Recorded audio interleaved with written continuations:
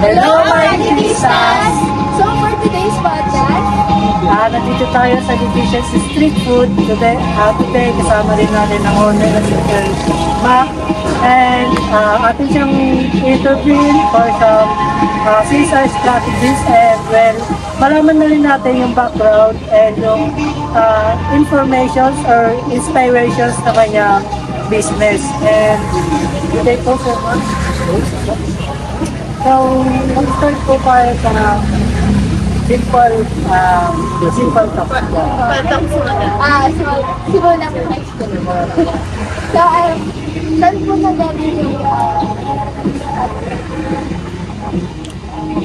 Sino siya? Yun po, curious po kami sa pangalan na dito. Hindi siya kasi first court or baby. Ito siya. Sabi yung logo ko.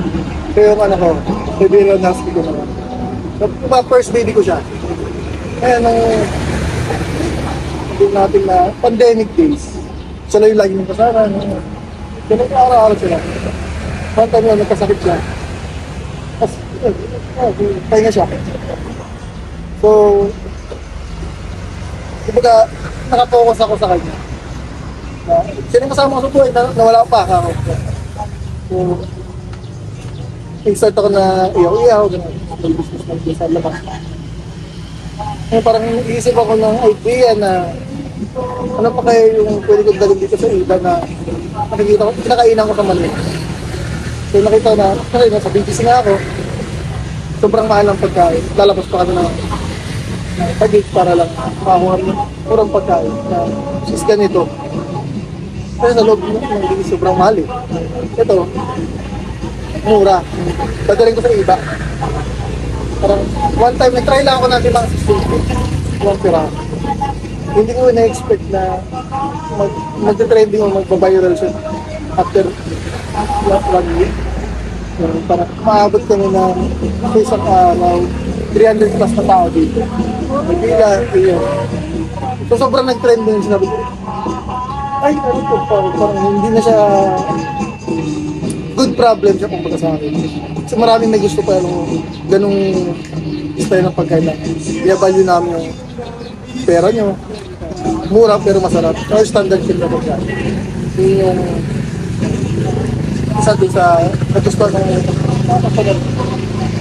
Ngayon one time, nagustuhan ako ng nagsabi.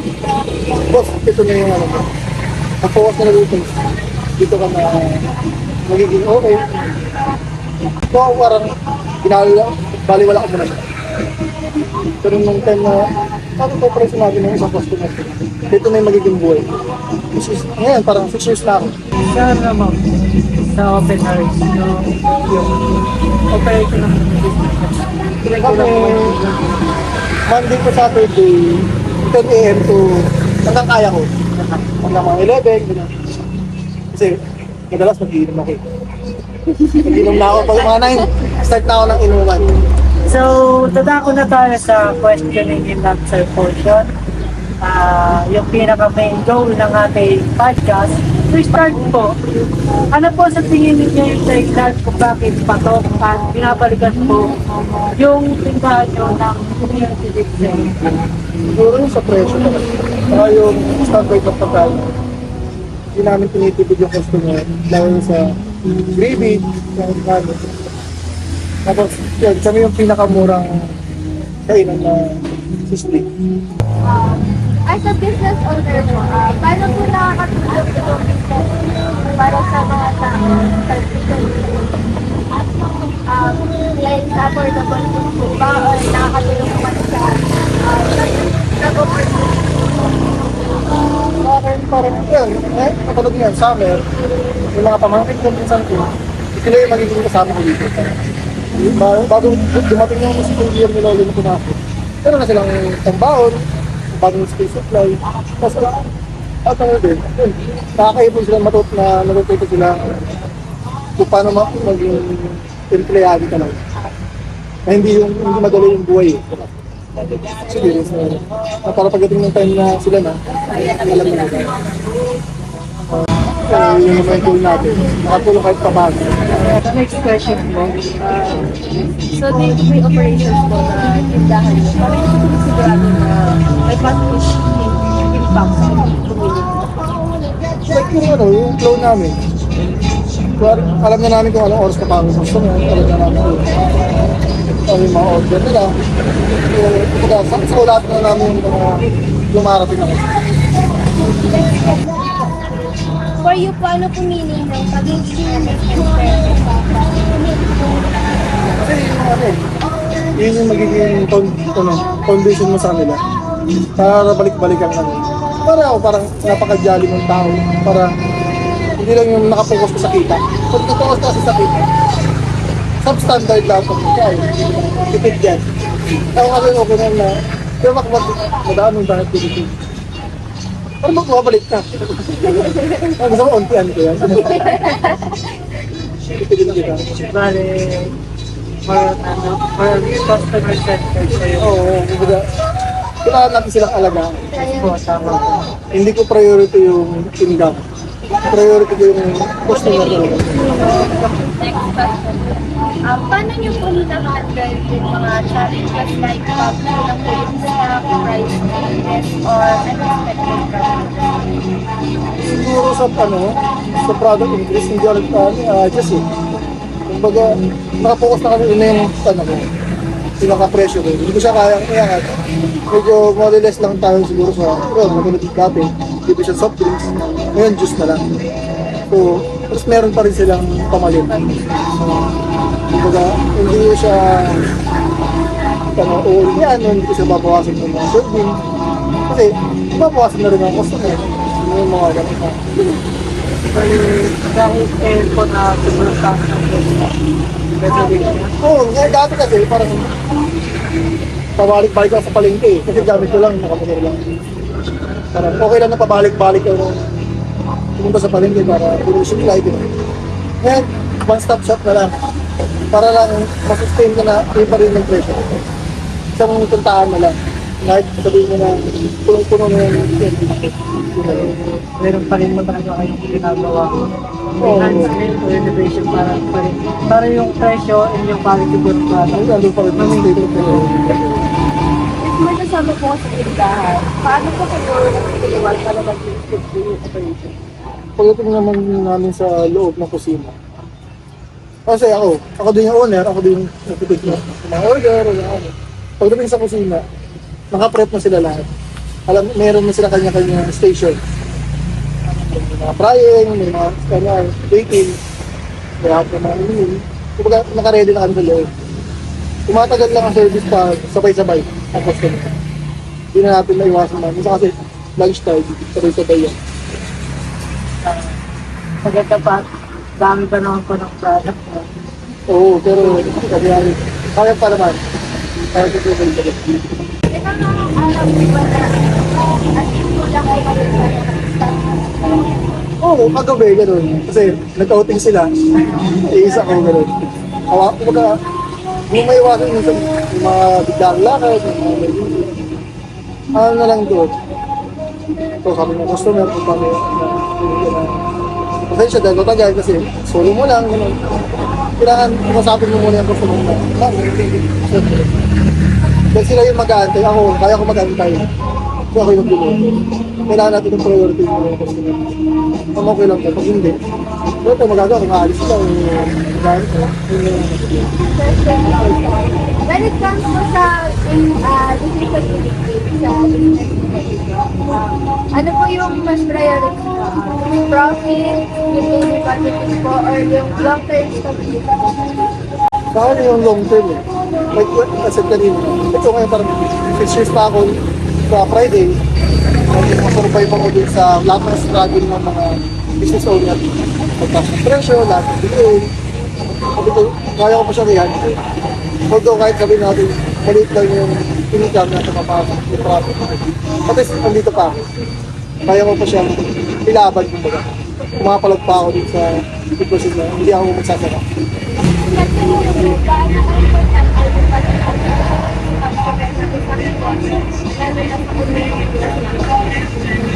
Yun, parang kalimitan kasi lahat ng tao, hindi nasa phone. So, gusto nila lagi kang mag-update, pero meron sa store mo, ano yung bago, kung ano yung mga dinadagdag mo, para, uy, may bago dun sa tindahan sa Liquidsia, try natin. Kung hindi okay, adjust kami, mag-adjust ako kung ano yung pwede palitan, kung pwede idagdag. Kailangan kasi, ma-sustain ko yung quality service ng mga customer. Kailangan sila yung satisfied. Kasi ako, gusto ko yung mga ganito. Lahat ng idea, meron ako eh. Pero ang kailangan ko, yung sagot ng customer. Feedback na sa akin. Kaya ako may ito. Kaya balikan namin ko. Ang papakinggan mo dyan, customer. Kung napapakinggan mo sa testing mo, complete mo, pag-aaralan ko muna sa akin. Kung tama ba yung pag-aaralan mo doon. So, palitan lang. So, kuwari, hindi ko bagong customer ko ba, hindi ko na-describe. Patanggapin ko sa complaint na kailangan kong i-improve yung complaint sa akin.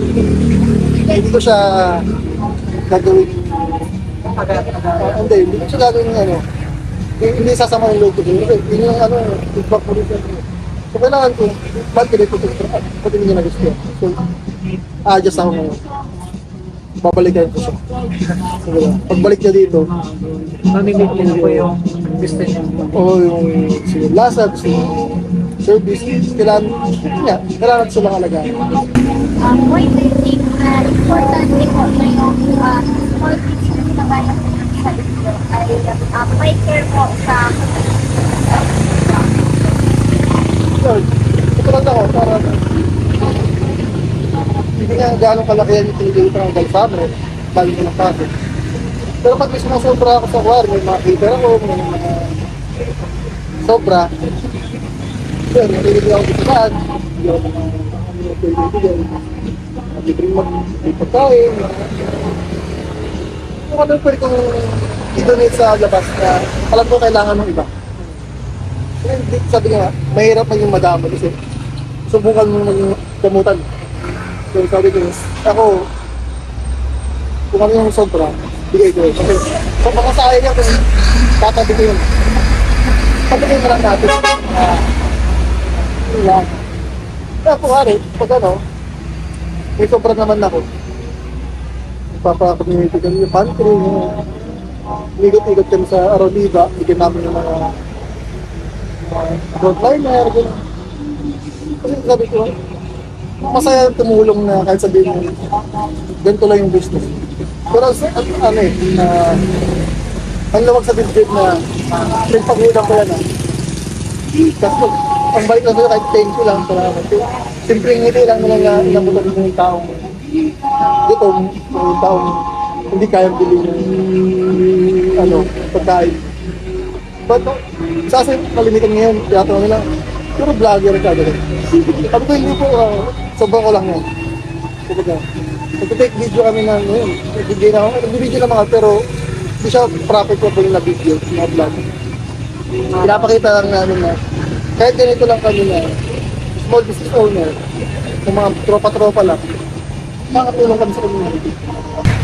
For our last question po, sa opinion niyo po, yung mga business po ngayon, genuine po ba yung concern nila sa community or minsan ginagawa lang nila for marketing?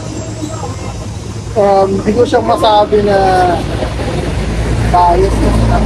Kasi ako, kung yung mga kagrupo ko, ang gusto lang namin, napigay namin yung sa customer, yung good service, yun. Kasi yung sasabihin natin na for sa kanila, so their own nila, profit. May iba talaga gano'n eh. Sasagot samantalayin nila yung isang sitwasyon o isang pangyayari ngayon. Para lang sa kanila. Well, isa, mahirap siyang sabihin kasi maraming nagagalit. Kanya-kanya rin po sa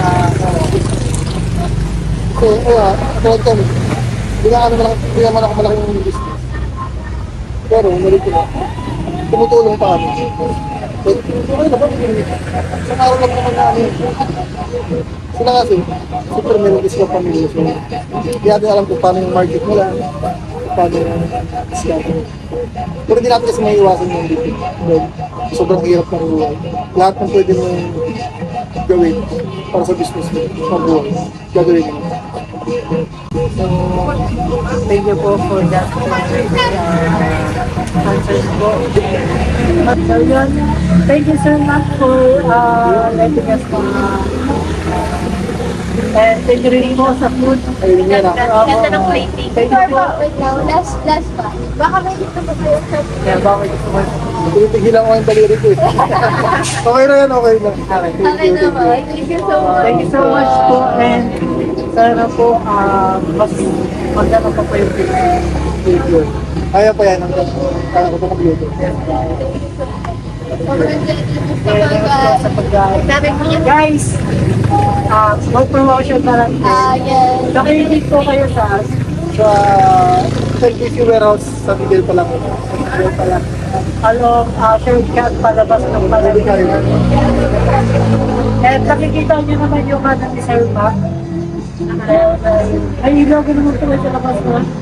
Meron. May logo sa labas. And only rice, Only gravy, tsaka may cheese naman siya. may drinks po kasama. And based sa plating pa lang po, kita na kung gaano pa-generous yung pagbibigay ng service ni Sir Mac. Thank you po, Sir Mac. Thank you. So, that will be the end of our podcast. So, make sure na bisitahin nyo ang Dishes Street Food dito sa May Palangunan, guys. Thank you, guys. Thank you so much. Bye!